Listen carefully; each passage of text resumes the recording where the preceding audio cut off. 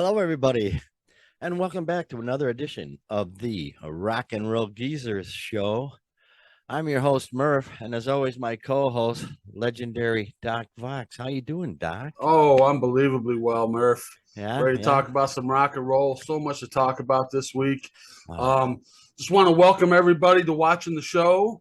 And we just kind of starting, got a few episodes under our belts now. Please subscribe, click the like button, all that stuff. You get the absolutely. algorithms going in our favor a little bit and start spreading the word. We You know know, there's a lot of people out there doing these kind of videos, but hopefully we speak a little more intelligently and maybe more about what you want to hear about. So absolutely, yeah, definitely subscribe. That'd be great. You don't, it's not like we're gonna come over and break your arm if you don't watch all our videos, but you may find some of them entertaining. So yeah, give us a subscribe, and we would really appreciate that. Yeah, a lot of rock news this week. Holy cow, man, things are getting out of control here. Start out with the man, the well, the legendary one himself, Mr. Tommy Lee. There he is, right you there. can't seem to stay out of the news here recently. My gosh, apparently a video's come up on YouTube. Not apparently, I actually saw the video where Right. he's using a track behind, he's using a drum track, and it's obviously because the video shows it's a fan shooting a video, and he zeroes in on Tommy and zooms in, and the roadie gets out of the way, and as Tommy's sitting down on the drums with hitting nothing, the hi-hat starts of the first song, Looks at Kill, right before he's even on the drums. So there you go, Tommy Lee playing jeez. Yeah, it was quite obvious. There was no ifs, ands, buts about it. And that just, there's a lot of layers to this. It's like, we know that he's had the broken ribs, supposedly, that we all know about. So is this a way of just keeping him on stage without having to actually play? Or that's my guess. That's my guess. If he really has broken ribs, then yeah, this is the way. Broke his ribs at that rental home in Nashville during rehearsals. Allegedly. This will be the way to just be able to get out there. If maybe not play too hard, but good. Jeez, I don't know. But then that's then you get into the fans aren't getting what they're paying for. They're not getting a live performance. They're not. It's just there's a lot of that going on, and we could do a whole show on that. But yeah, here's a case of obviously something's going on. So yeah, way to go, Tommy. Jeez. And then next up, my gosh, what do we got here? We got the Kid Rock, I believe, huh? Kid Rock. All right. No, that's sort of a big thing. The concert was canceled up in North Dakota State Fair because of weather concerns, wind and whatnot, and people trashed the place. Apparently, they hit the stage about 10 o'clock to say we just can't do this, and they started throwing bottles and climbing onto the stage and taking a threatening stance before security tackled it. Whatever that means, yeah. Whatever the hell. But yeah, he's bummed he couldn't play. Are you kidding? That's what they live for. And in terms of complaining about the weather, we all got to remember what happened over in the Indiana State Fair, where they had a windstorm and the apparatus of the stage collapsed and killed 5 people. Injured. Yeah, it was a Sugarland show, right? Country artist Sugarland, yeah.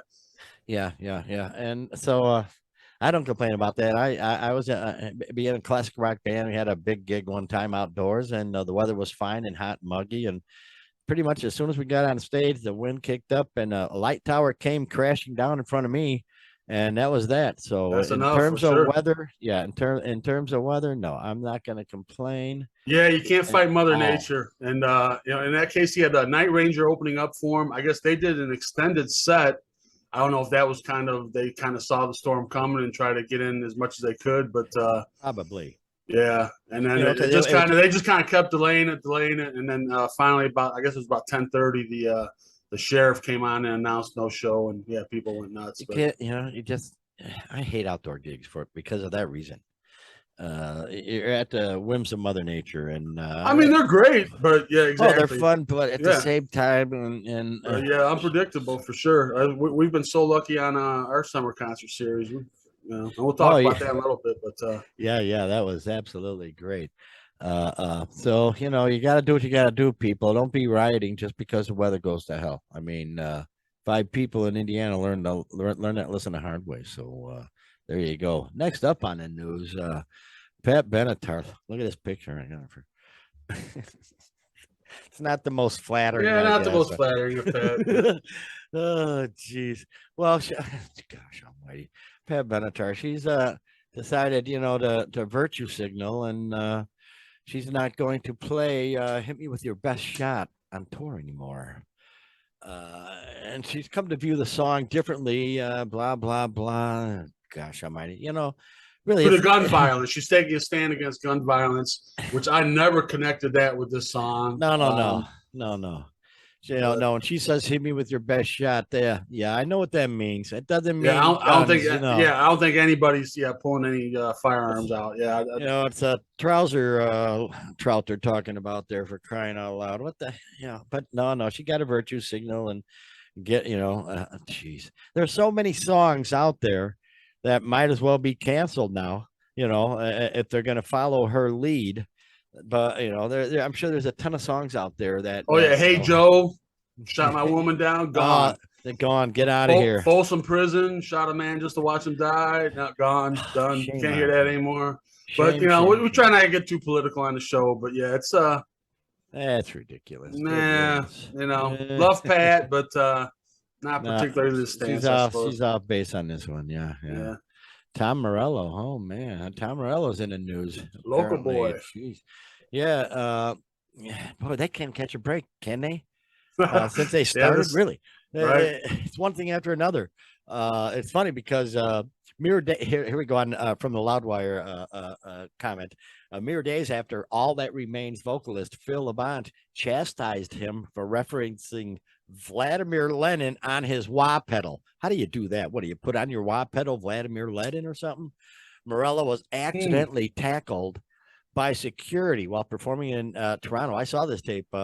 They're playing Into Killing a Name, and a fan ran across the stage, run like a bat out of hell, prompting security to act. But unfortunately, in an attempt to catch the fan, they knocked Morello over. Oh, geez. Oh, the security guys did? Yeah. Oh, okay. And a little then friendly fire there, yeah. And Zach LaRoche, yeah. Douche immediately stopped the show. But Morello, guy ain't gonna stop. He bounced right back. Probably got a big shout out and boom, away they went. But come on, you can't have fan, in this kind of atmosphere with comedians getting attacked and people running up on stage for, and God forbid, it's been a few years now, but don't forget about Dimebag Darrell, man, fan running up on stage, and that's the most horrific of all, yeah, it is. So you just can't have fans running on stage anymore. It just doesn't work that way. So man, oh man, I don't know, crazy world out there. And on a sad note, Steve Morse from Deep Purple. He's announced his basic retirement. He's been with them for like 27 years, I believe. Yeah, he's been the guitarist longer than Blackmore. So. Oh yeah. And he's retiring to go home and take care of his wife, who's suffering from stage 4 cancer. And we're all old enough to know what that means. That's pretty tragic. That's not a good thing. But God bless him. God bless her. He's a rocking good guitarist. What do you do? It's a really aggressive cancer, and so he's got better things to do than. Yeah, hope the best for Steve and his wife. I know he made an announcement a couple months back. He was going to take there's going to be a temporary leave of absence, and now obviously it's turned into a full retirement. So, just not the way you wanted the terms you want to retire on for sure. But, absolutely. Wish the best for Steve and his wife. Absolutely, yeah. And oh boy, here we go, man. Here's the biggie. Here's the one that really, really blew us away. The Boss. Holy cow! This is really something. He's supposed to be. The article stating he's supposed to be the bard of the working man, which he's always been. Yeah, but tickets to Springsteen shows are selling for as much as $5,000 a piece under a dynamic pricing system that has fans cursing the boss. It's Ticketmaster. Ticketmaster is pulling this scrap where they're looking out at what the scalping market is getting, and they're raising their prices to that level. So they're basically becoming scalpers themselves. He could stop this. The boss could stop this. What do you think about that? Oh, I have so much to say about this. As many of you may know, our watchers, I am a huge Bruce Springsteen fan. I've seen him over a dozen times. Every tour that's come through Chicago since 1984, and this is quite disturbing, actually. I mean, what they're calling the dynamic pricing guide, or however they want to term it. That's what they call it. They try to put on a nice name to it, and yeah, basically it's going the same route as hotel rooms or airline tickets. Of basically supply and demand, get what you can get for them. And it's gone way haywire. Bruce, obviously a big ticket, and they're in the thousands, $1,000 for cheap seats. And Bruce, shame on Bruce. I mean, I love him. He's part of my DNA at this point, but shame on him. And he could stop this. He could say, guys, I don't know what his take is on it. I can't believe it's any more. But as if he needs it, Yeah, he's a billionaire at this point. He was worth $500 million. Recently sold his catalog for another $500 million. So he's worth a full $1 billion. And shame on Bruce, man. Honestly, and you got to see that it's not going to end with Bruce. I'm sure a lot of the big ticket artists come around. I would guess come to mind probably McCartney or the Eagles or Fleetwood Mac or bands of that caliber come around and can always draw big. It's going to be the same thing, and it's not going to go lower. And I don't know what the answer is. Here's how they explain it. The tickets for Springsteen and his East Street Band's 2023 tour, so this is next year, went on sale Wednesday, and Ticketmaster quickly labeled many floor and lower level seats as official platinum seats. Right. That enables market-based pricing, adjusting prices according to supply and demand for live events, similar to how airline tickets and hotel rooms are sold. So they are becoming the scalpers now. They're gonna, and it makes you wonder what's going to happen with the scalpers. Is it going to go even higher? Are scalpers going to be getting them at this inflated rate and then adding their inflated rate, or is it going to do away with scalpers? I can't believe it's going to do away with scalpers. I mean, at some point, these events will be sold out, and the scalpers will be the only way to get a ticket. And if they paid $3,000 for it, guess what you're paying? No good can come from this. I don't. Prices for mid-floor tickets quickly climbed to as much as $5,000 a piece, with cheap seats bringing in as much as $1,000. I'm sorry, you're not working for the nosebleeds. No, absolutely you're not working for the working man. You're not playing for the working man at this point. And it's as if you need the money. He's probably one of the few that rise up and say, no, this ain't gonna cut it. No, you're gonna knock that crap off. Not on my concerts. No, and maybe he will yet. We'll see what happens. Coming up. But you got to think. He would have spoken up by now. But it's quite disturbing. Obviously, I won't be going to see it. I've seen him a ton of times, and I've bought tickets from scalpers. I can remember Tunnel of Love tour in '88. Bought a ticket from a scalper for $55. And I was 8th row, and so I mean, how nice! Actually, holy cow! Me and a friend went to the Operation Rock and Roll concert. I believe it might have been 90 something, but it was a Dangerous Toys, Metal Church, Alice Cooper, and blah blah, Judas Priest, and we were front row, and I think it was $85 a ticket. And I went through a scalping service. Right. This was back in probably the 90s, but nonetheless, 85 for front row. But yeah, jeez. More recent tours, I've bought tickets. Well, not from scalpers, but from StubHub, which I guess are legalized scalping. But I've been up front for Bruce, a couple times, and it's cost me $250, $300, which for me, a guy like me, that's that's a week's pay almost. Say I saw Bruce, and now that's $1,000. No, sorry, Bruce. Sorry, no way. I can't imagine the true fans like myself are going to be there. It's going to be the people that that went to his Broadway show. I suppose. Well, we really hit it lucky this year. We've got the folks may know we've got season passes on the lawn, and I figured it out, and it's going to cost us about $8.50 a band, is what it cost us to for this season. That's what it's going to cost us to see each band is, and that's the main act and the opening act, and then a few of them we've actually got a couple of 4-band shows coming up. But we'll get to that later. Anyway, yeah. So shame on Bruce. Or come on, Bruce. Step up to the plate. Step up to the plate. Okay. Next up, we were talking about. I mentioned about Kurt Cobain's guitars selling for outrageous prices. Real quickly. Here's his one of his basic main stage guitars. That one sold for about 330 thousand. And now here's the guitar he played on. Smells Like Teen Spirit, bought by Jim Irsay of the Indiana Colts for let me see, what was it here? $4.5 million. That is currently on display at the Navy Pier. Jim Irsay currently has a display at Navy Pier in Chicago, and it's rock and roll memorabilia just like that. Yeah. That's probably a $300 guitar new. But yeah, 1969 Fender competition Mustang, 4.5 million. And then the big boy, the big dog, here it is, right there. That's the big dog. That's a 1959 Martin D18E, obviously modified. That sold for $6 million. I believe it was the owner of Rode Microphones. He's an Australian. He's an Aussie, don't you know? But yeah, that's a lot of money for those 3 guitars. So I just thought I'd throw that out there real quick, just because I knew they sold for a whole bunch of money.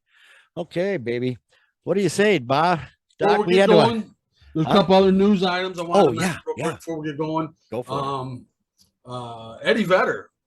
Eddie Vedder was in the news last week with a fan and an incident, but right, he's over in England now, over in Europe, I should say, and had a show where I guess there was a fire nearby, and he was breathing in the smoke and debris of the fire or whatever, and it kind of cashed his voice. Wow! So he's been canceling shows. They've canceled at least 2 shows that I know of.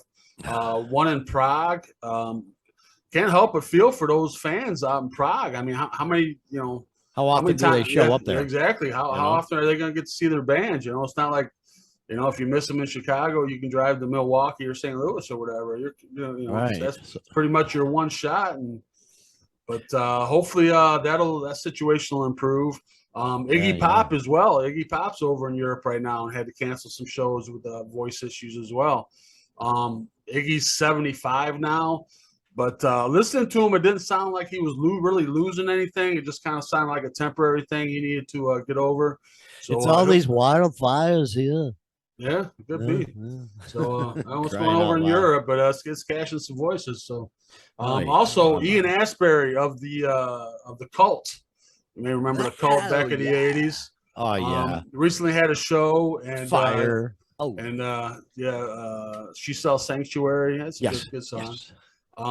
Jumped down off the stage to reprimand a fan. Apparently there was a very tall fan who was very close to the stage, and he was very lanky. Yeah, a fan that was not so tall was behind him, and kind of a little skirmish started off, and Ian jumped down, and from what I understand, told the tall guy just to go to the back.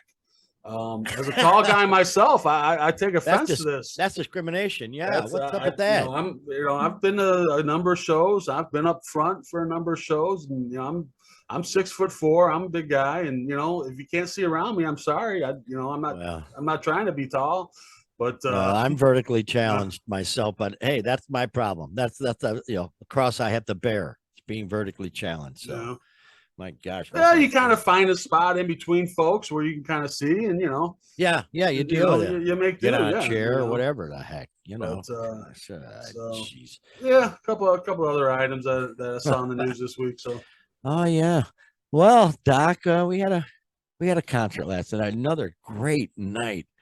Another great weather night. It was perfect. Oh my gosh almighty. Yeah, we've just gotten so fortunate. I just hope we're at the halfway point of our summer series of concerts.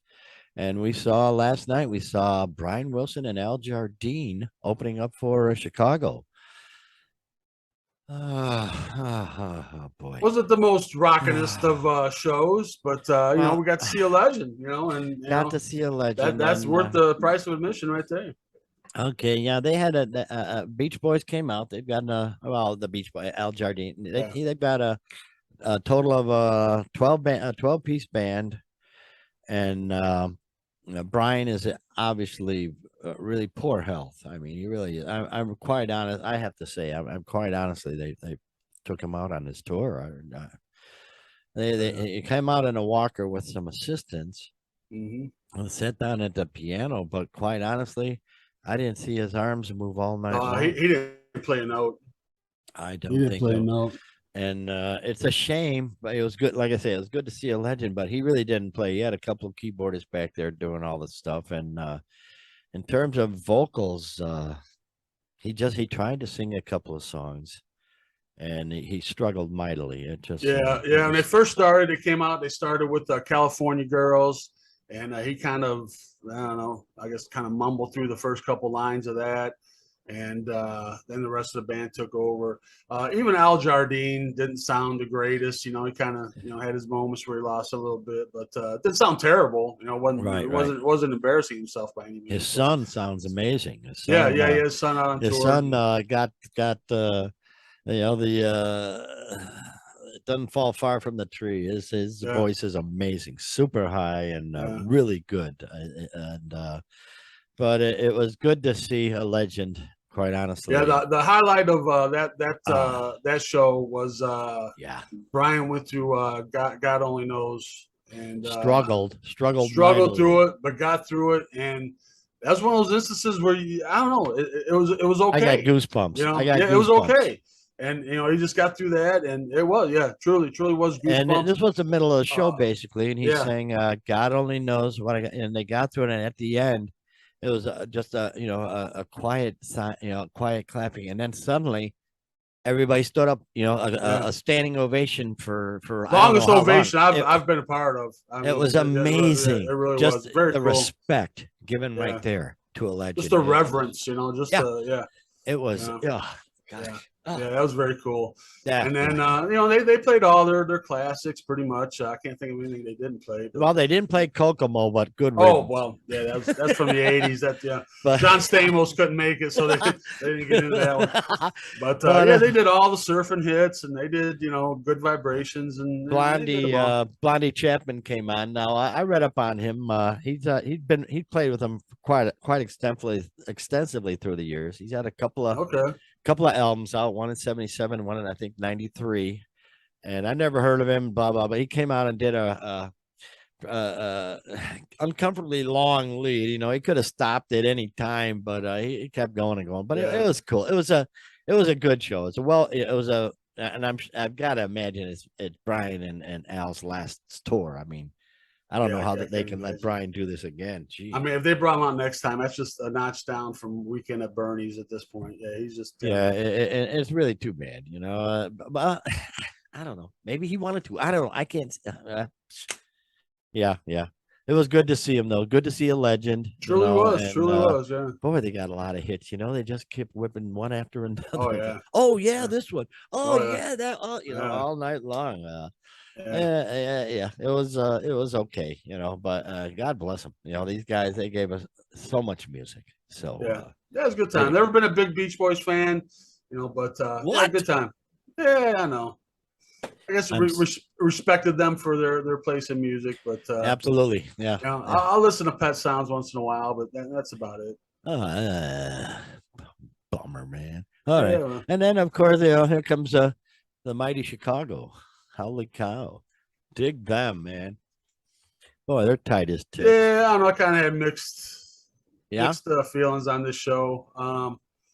They just have the two original members, two of the horn players, and they take center stage, and it's just odd having horn players take center stage. Yeah, Just, yeah. Pan cow trying to, the trombone player.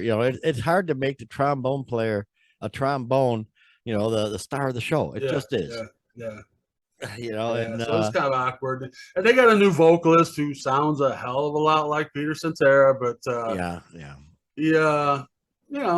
Well, they did all their hits. It was all pretty right. much. Dialogue part 1 and 2. The Cetera part was right on, but the other part that might have been Terry Kath was not anywhere near, and it just sort of bugged me. But that tight horn section, I thought it. I brought that up to you earlier. I thought they should borrow Alice Cooper's Gallows and hang the horn section halfway through the set, and then have him come back out triumphantly and do a rousing version of South California Purples or something, but no, nothing that big. Although Pankow tried to prance around like I say, he was the star. Yeah, it was a little odd. It was a little odd, little weird, But obviously the crowd loved it. It was a great time, and kind of on the, I guess on the negative side as well. The backdrop they had, kind of showing videos with the song was extremely cheesy. Just like when they were playing, does anybody really know what time it is? They got a guy looking at his watch, and it was just real cheesy. And with the love songs, they'd have a couple running through the meadows with fireworks going off, and it just seemed like really bad. Dating service videos or something. Yeah, and of course, and they took like 40 minutes between bands. They came out at 9, but Brian Wilson and them ended after like an hour and 20. So yeah, they had quite the setup, so it took a while to tear that down. Well, I don't know, but then they're playing this damn video, pushing their new record, their 38th record. Holy cow. But they kept putting it on repeat, and it kept going and going. It's like, how about putting on some music instead of just pushing your damn album? Whatever. Yeah, they had like a little, I don't know, what do you say, 5-6 minute little promo video, and they just repeated it endlessly. And it was getting very annoying. Very, very annoying. But it's a night on the lawn is better than sitting at home watching whatever, Law and Order or whatever the hell. So it was a good time nonetheless. Yeah, it was. Easy in, easy out. That's always cool. Another good one. Now, boy, we got rid of the light part of our schedule. Now things start getting into the heavy. Now from now on, geez, we coming up on this is the second half of our concert season. Coming up, the next show is Rob Zombie. Who's playing with him? Power Man 5000. It's in Static X and Mudvayne. Mudvayne. 4 bands. So boy, oh boy, things are going to kick into high gear next time. So we're really pumped about that. Well, geez, we've got Sammy Hagar coming up. We've got Kid Rock. We've got Incubus. We've got Korn. Sublimes with Incubus. We've got Megadeth and Five Finger Diff Punch. And that's going to be good. And one of these bands, I don't know which one. I think it's Megadeth has the Who, HU, that band from Mongolia, which is bizarre. A heavy metal band from Mongolia that play all these weird instruments. Going to be really far out, man. We got a heck of a season coming up. Five Finger Death Punch. We got that coming. Alice in Chains. That's yeah. So now the meat of the season is really coming up. So we are thrilled, man. This is just crazy good fun. We've got lucky weather-wise. Let's just keep up the luck. I'll deal with the dry weather. That's very cool. And so there you go, man. It's going to be a great season. Great second half of the season, I should say. For our topic for this week, we want to delve a little bit into the myth or the phenomenon, I suppose, of the 27 Club. Okay. If you, I'm sure most of you are aware, but if you're not, it's the phenomenon of major rock stars and also actors and some athletes and stuff along those lines that died at the age of 27. Looking into it statistically, do people really die, or musicians really die more at that age? A little bit. It was a little bit. Really? It seemed like from the ages of 25 to 32, and there was a little spike at the 27. But I think it was more to do with just the the caliber, I suppose, of the artists that died, and how big they were at the time, and being in the prime of their careers, and a lot of these were artists that were groundbreaking artists that we still hold in great reverence. So you're right though. It could have been a normal statistic for the age group or whatever. Who knows? But just because of their heightened status, right. Yeah. It sticks out. But yeah, it's a pretty amazing list. I'll say that. So the phenomenon kind of started in the late 60s, early 70s.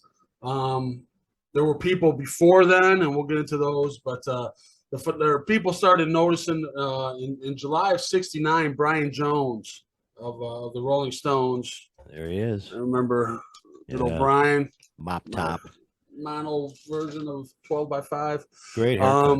Yeah, he left the Stones prior, which a lot of people kind of get the chronology of that kind of mixed up, but he left the Stones about a month or so prior, a couple months I suppose prior, and drowned.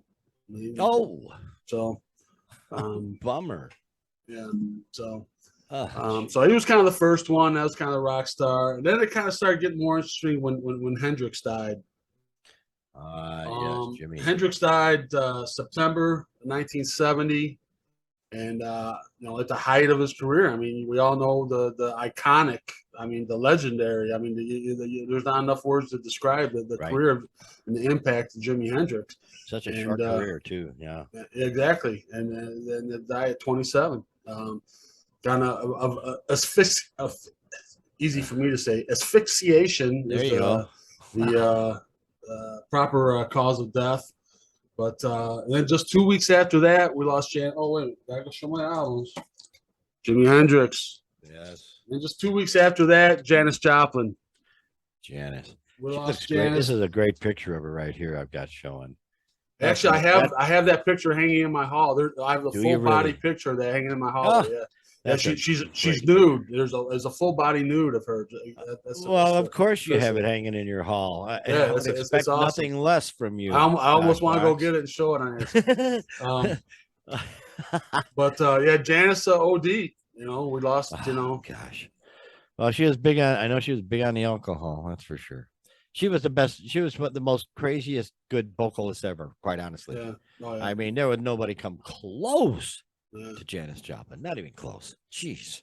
Yeah, I always, I think of how great she was. I always think back when she was at Monterey Pop, and Mama Cass is looking up at her in complete amazement and awe, and she mouths, "Wow." Yeah, and it's total, blown away. If you haven't seen it, yes, it's truly, yeah. And then about a year after that, amazing. In July of '71, we lost Jim Morrison, and of course, there's all the did he really die and all that kind of stuff. And, yeah, he really died. Yeah, he really died. Was bound to die. Jeez. Yeah. Cause of death was heart failure over in Paris, and kind of know the story. And we've all seen the movie. And gravestone all decorated up. Good old Jim. Hello, Jim. Hello. And then the kind of the phenomenon it kind of had those four, and it was kind of wow, all these couple short years, died at 27 years of age, and then about a decade and a half later, Kurt Cobain. The late great Kurt Cobain. We all know his story. There he goes. And kind of resurrected the club. Yeah. But there's a story where his mom, this is when he's still alive, and his mom was pleading with him, please don't join that stupid club. Oh God. And how heartbreaking is that? Yeah. I couldn't imagine. I couldn't imagine. So yeah. He had everything going for him, but depression, it don't I don't care if you got $1 billion. Yeah. It doesn't mean shit if you have depression. It just I guess he had a couple uncles and a great uncle that had committed suicide as well. So kind of ran the family, I guess, a little bit. But you just can't go. Really, life is too precious. Jeez, and these guys are really. I can only imagine what he'd be doing now. It'd just be really. Any of these folks. It could be, Yeah, we could do a whole show on Cobain and just. yeah. It's just one of those guys where, and I think that's a big reason people kind of wonder, all right, why at 27? I think it's just, the amount of fame that hit these people that we've been talking about were at the top of their game. They were the top, rock artists in the world. Yep. And just, I guess, just not be able to take that pressure or not, I couldn't imagine the pressure. Being able to sustain that, the pressure to sustain that. And just, they just succumb to their, it's usually drugs and suicide. There's a couple, car accidents in here, but, a lot of them are just, suicide, drugs, just. What a shame. Trying to cope with the pressure of, being the biggest rock star in the world, Absolutely. And then shortly after Cobain, well, not shortly, another decade or so after that, in 2011, we had Amy Winehouse. This was heartbreaking. That kind of boy, was she a ballsy singer. She resurrected the club again. And again, she was the it artist for. She was so cool. She was oozing cool. I mean, really. Yeah.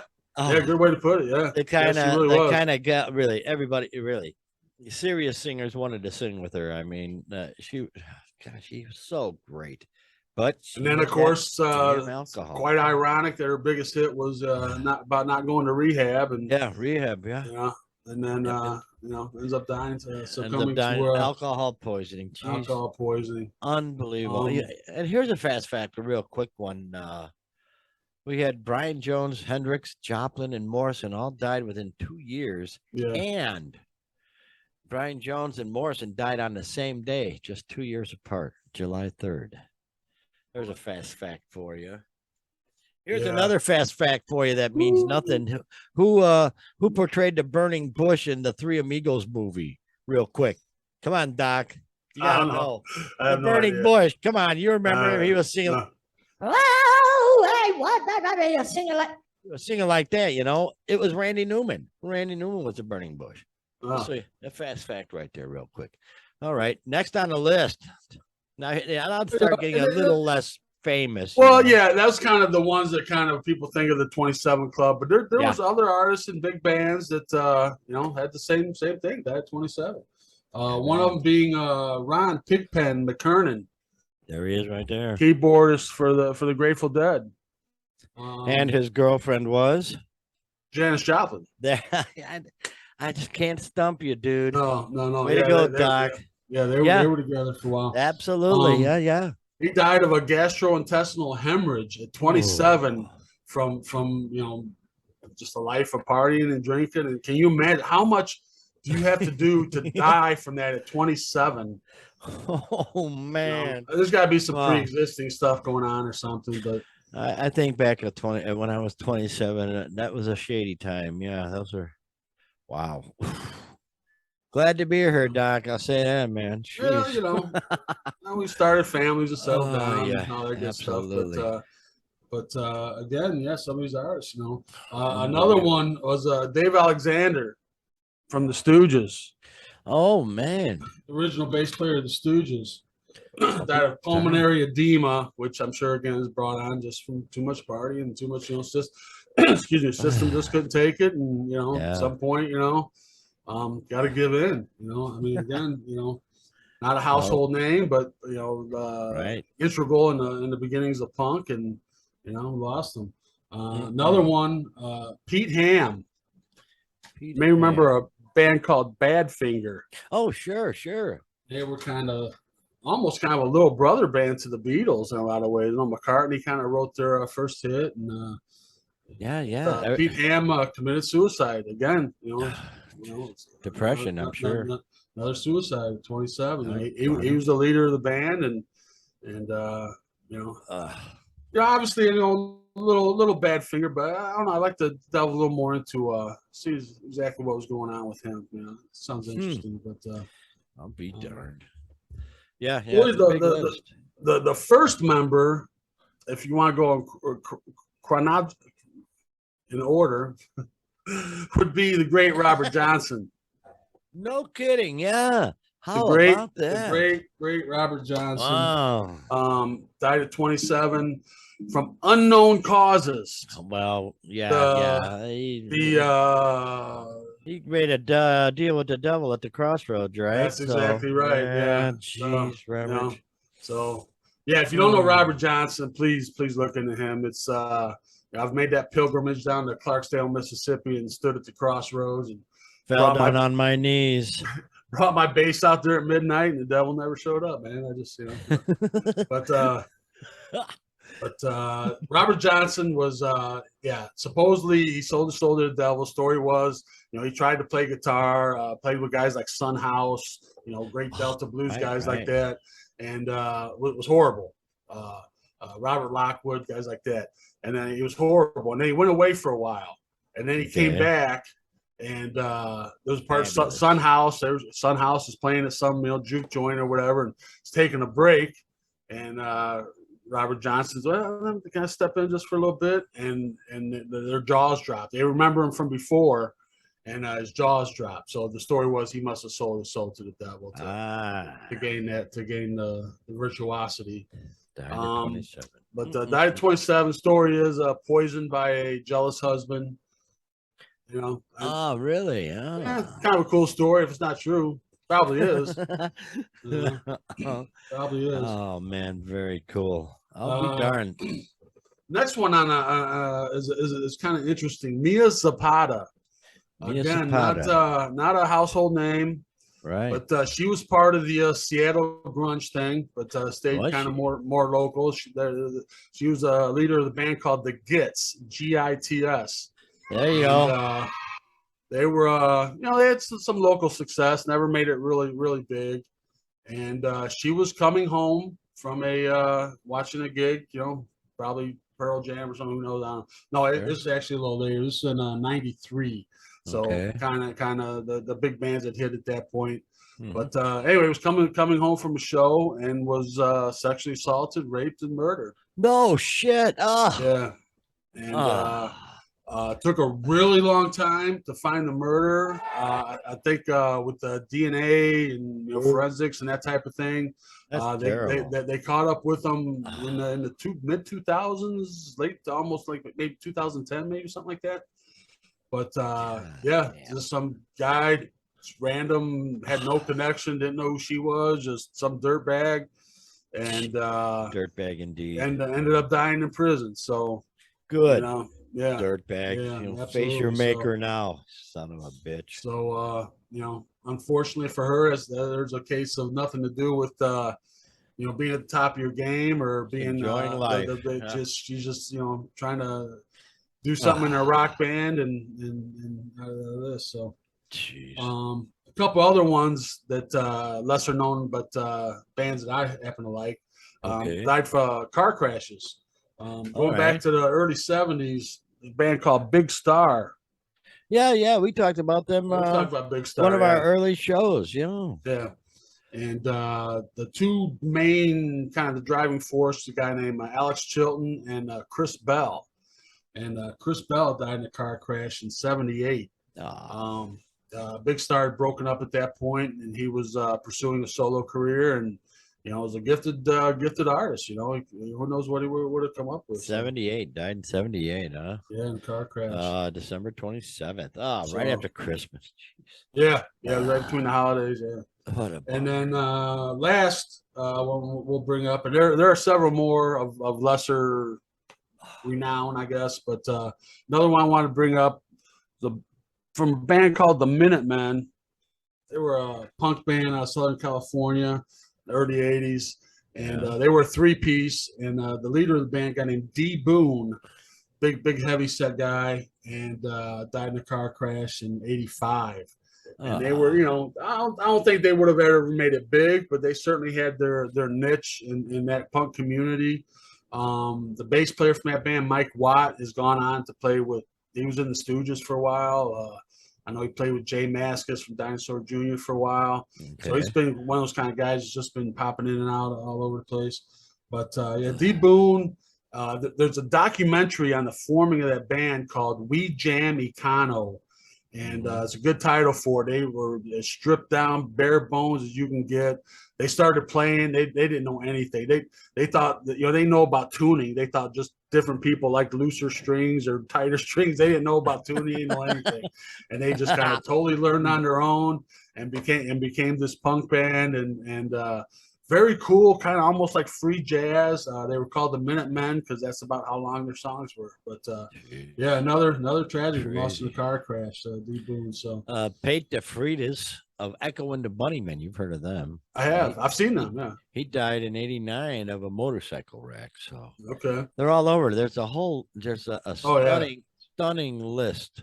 Yeah, you can look it up. Of 27s. It's just crazy, man.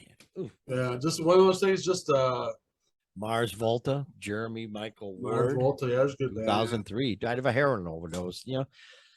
And now we got fentanyl in the community. I'm sure it's in the music community just like it is everywhere else. Well, even you look down that list, there's a lot of rap artists that were murdered at that age. It's just Freaky Ta, he was shot. Yeah, it just seems like to be that age when 20 Fat when Pat things are shot. They're here seems to be that age when people are starting. I don't know, maybe they're starting to get into things they shouldn't be getting into, and I don't know, but it just seems to be that age is and here we go. Here's a 27 for you. Wow. There was a group called Triumvirate back in the 70s, and they were a knockoff of Emerson, Lake and Palmer. I've got 2 of their albums, and I can show you where they copied exactly Emerson, Lake and Palmer in some of their songs. And apparently one of their members, Helmut Collin, died in 77 of carbon monoxide poisoning. You know what that brings? That looks like maybe a garage and a close the garage and turn jeez. Yeah, Dave Alexander, pulmonary edema. Jeez. Just crazy. Durham, Bloodstone, horse accident. There's a whole list, and they're all 27 years old. So it's like, not to have a morbid show, but just kind of it's a rock and roll topic that people like to talk about. Right, you are. We just thought we'd delve into it a little bit. Absolutely. So I got to ask you, Doc, what do you think coming up? What do you think you've seen? You've seen Rob Zombie, right? Yeah, I've seen Rob Zombie. Yeah. So what do you expect? What should I expect? I haven't seen him. It's gonna be very loud. There's gonna be a lot of strobes, a lot of lights, a lot of So he brings it, huh? Yeah, he brings good, it. Good. And I'm sure the opening acts will be crazy. Mudvayne, yeah, they like using the face putty and the color, they come out looking pretty crazy cool. It's going to be insane. It's going to be it's going to be definitely a step above. We've been sort of mellow the last few shows and kicking back, and I think those days are over, man. Yeah, the crowds will be much different from here on out. I can't wait too. And especially the kid, because we're going to go see Kid Rock. Because we have to, I have to see what it is. But you and I both agree that will probably be the drunkest crowd of the summer series concerts that we're going to. Probably be the drunkest, craziest crowd. And I'm all for that. I grew up in the crazy 70s. We did a lot of crazy stuff back then. So, that stuff doesn't faze me. Crazy fans. Are you kidding me? I've been through all that crap. I lived through the 70s, man. So, I ain't worried about squat when it comes to Kid Rock fans crying out loud. Really, we'll all be cool. And it's funny because we had the concert yesterday and I had to walk up. They got a row of porta potties up by the fence line in the back. So I'm walking up there and some youngster stops me. And he says, "Hey, you got any rolling papers?" It's like, damn, I look like a kind of guy who would roll around with rolling papers. Sadly, I would say no, because, you know as well as I, if you keep them in your wallet or something, they'd all stick together and it'd be worthless anyway. So I'm sorry to say it. And you don't come to the show, looking for papers. Thank you. Thank you, friend. Thank you, my friend. Thank you, Doc. Yeah, no, you come prepared. That's one thing we are is very prepared, but we've got decades and decades of concert experience. So, you know, we're gonna be prepared. We know what to do, and we've got an ace in the hole when it comes to parking. So I mean, really, we're on top of the world when it comes to going to these concerts. So Rob Zombie next, Mudvayne, Power Man 5000. I remember they had one hit, I think. That's Rob Zombie's brother. That's his band. It is. Yeah, yeah. And then who's the fourth one? Static X. Static X. That'll be interesting. They had a few hits on MTV, you know, before MTV went totally crap. So it's gonna be a great show, Doc. I just can't wait, man. Freaking A. It's a shame it's gonna take it's over a week away. So yeah, we got a week off, so yeah, I know. Okay, we'll deal with it. All right, man. Well, it's another great show, man. I really love talking about this stuff. So again, thanks everybody for stopping by, and we sure hope you'll stop on our YouTube station and our YouTube channel and subscribe. That'd be really cool. You don't have to watch everything, but at least give us a subscription. You know, that'd be cool. So we can build up our base, and then we can start doing live remotes and stuff like that. Yeah, and that's encourage very cool. our behavior a little bit, you know. And, you know yeah. You know, let us know somebody's out there watching. So absolutely. Well, again, Doc, it's been a great one, man. And boy, I can't wait till the next concert. It's gonna be a mind blower. But until then, we'll see you next week. So have a good one, dude. Absolutely. Have a great rock and roll filled week, everybody.